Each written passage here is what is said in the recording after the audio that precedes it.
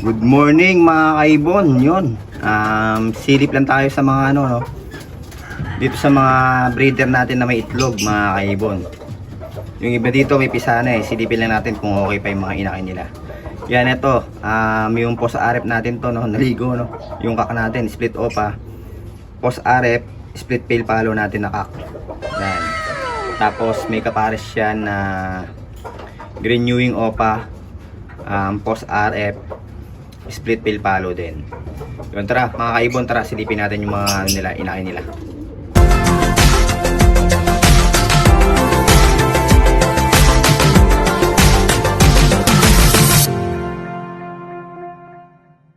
Katukin muna natin tong ano. Katukin muna natin tong next box. Yun, lumabas na yung hina yun, no? Ayan yung ano natin, green Ewing opaline natin na post RF, split pale palo. Yun, kung makikita nyo madumi yung ano niya, no? Kasi sa ano yun, sa chick booster, no? Yun, dumi na sa mukha nyo pag nagpapasubo siguro. Yan, silipin natin. Apat yung fertile dito, di natin na alam kung pisa na lahat.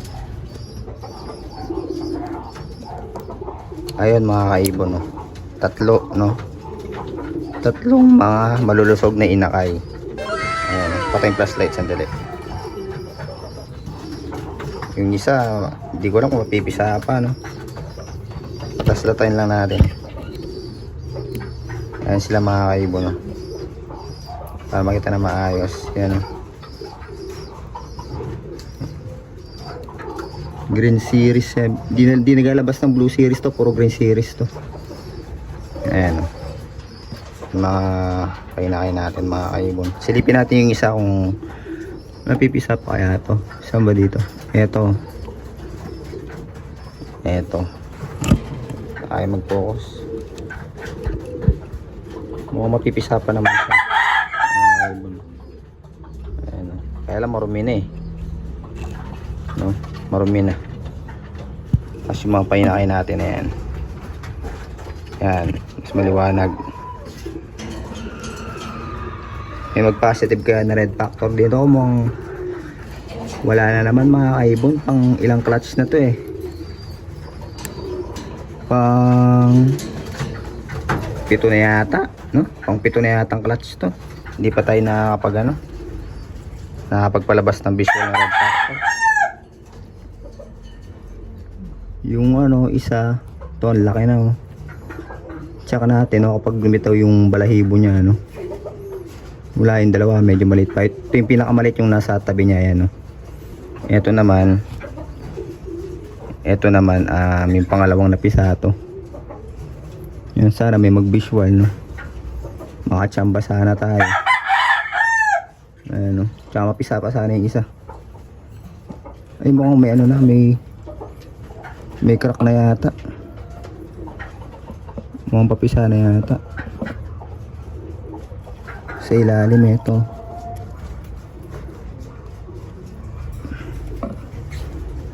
Ay hindi, yung ano lang. So yun mga kaibon, yan lang si red factor natin, no? Yan, no? Tatlong malulusog na inakay. Sana yung isa mapisa pa. Tabi natin yung itlog para malimliman. Yan. Mukhang buhay pa naman siya, ayun, no? Mukhang buhay pa yung yan, sana mapisa pa mga kaibon. Yun lang sa red factor natin, no? Lipat naman tayo dito sa opa dilute natin, no? Back to back opa dilute natin. Itong blue opaline dilute natin, tsaka yung mauve opaline dilute natin dito. May 4 na itlog to. Tsaka natin kung may napisa na, no? Yan, ganda ng blue opaline dilute natin, no? Sobrang linis mga kaibon, yan, no? Tsaka natin yung ano, nest box nila. Ay, lumabas ng hen. Buksan na natin para lumabas.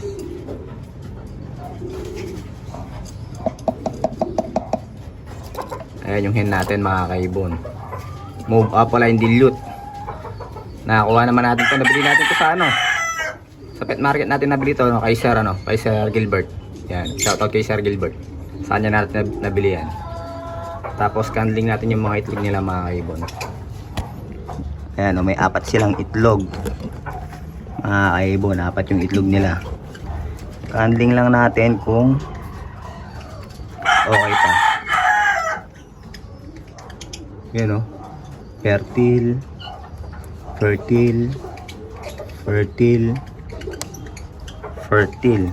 Yan, 4 na fertile mga kaibon.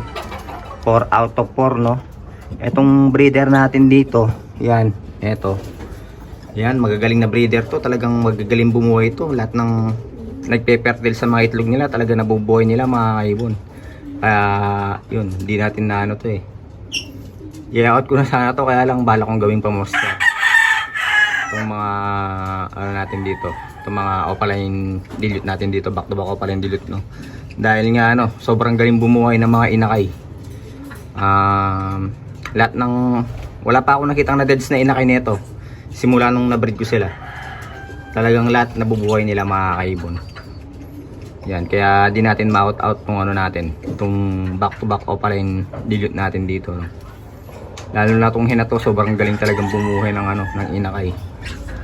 Kaya pag ano, gagawin natin pa-moster sa mga ano, balak natin magpalit ng mga ibon eh next year, no? Palit tayo ng mga high mutation ng mga ano, ng mga ibon. Halos na-out na natin lahat ng ibon natin dito. Yan, kaya dalawa lang yung kaya dalawang ano lang naipakita ko sa inyo, dalawang pares lang, no. Dahil nga halos na out na natin lahat ng mga breeder natin. Papalit tayo. Mga ibon, papalit tayo, no. Try natin mag high mutation naman next year, mga kaibon. Maayusin lang natin ulit yung ibunan natin. Yan. Ito ang ligot na ito. Ligot ng ibon na to. Ito yung pinasabay sa atin ni ano, Sir Nathaniel Gallego, no. Yan, pumasok na. Anong tawag dito? Grey-wing opa, no. Yan, grey-wing opa na yang pa lang yung ano, yung ibon na yan. Tapos ito naman yung pinasabay sa atin ni Sir tawag dito, Sir Richard Esparago, no. Yan. Dalawang baji mga ibon, big size eh, no. Ganda yung mga yan. Ayan, no. Ayan sila mga ibon. Ayan. Nag-pair na sila eh, kasi dalawa lang silang ano dito, dalawa lang silang baji dito eh. Walang ibang ano, walang ibang baji dito.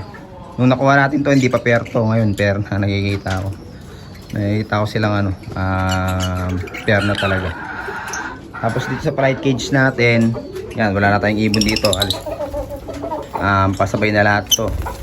Mga kaibon, no? Shoutout kay Sir Nathaniel Gallego. Yan yung mga post RF nya. Ayan, ayan pa. Bio person natin niya. Ayan pa. Ayan. Tapos yung albino pala na yun, kay Sir ano yun. Wait lang, check natin, no. Kay Sir ano pala yun, kay Sir J. Paulo Gonzales, no. Shoutout din sa inyo. Ayan. Mga nagpapasabay sa atin. Tapos itong power blue opaline na ito na malinis. Yan, ang ganda, oh. Pastel siya na power blue, no. Opaline na yan. Kay Sir ano din yan, Richard Esparago, shoutout din. Tapos kay Sir Nathaniel Gallego, shoutout din. Ayan, mga ibon niya. Tapos ito yung split yellow face niya, mga ibon na yan, no. Dati hen natin na ano to, no. Sabi hen daw, kaya lang nagkak siya. Para sa akin kak na siya. Yung ano na yan, yung split yellow face na to. Possible split opa,